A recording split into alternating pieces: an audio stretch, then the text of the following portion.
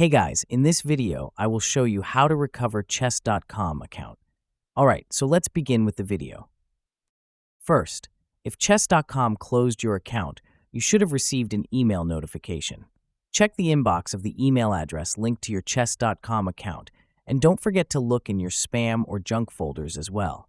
These emails often contain important information or instructions on how to reinstate your account, so this step is crucial.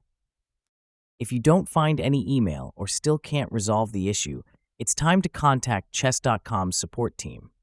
Open your browser, go to chess.com, and scroll down to the bottom left corner of the homepage. There, you'll find a support link. Click it to open the help page. In the new window, select Contact Support to start a chat or message the support team directly. When the chat window appears and asks, "How can we help you today?"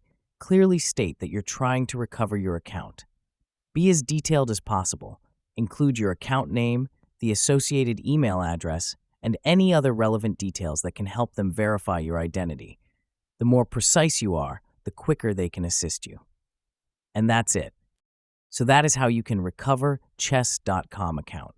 So that's all for this video. Thanks.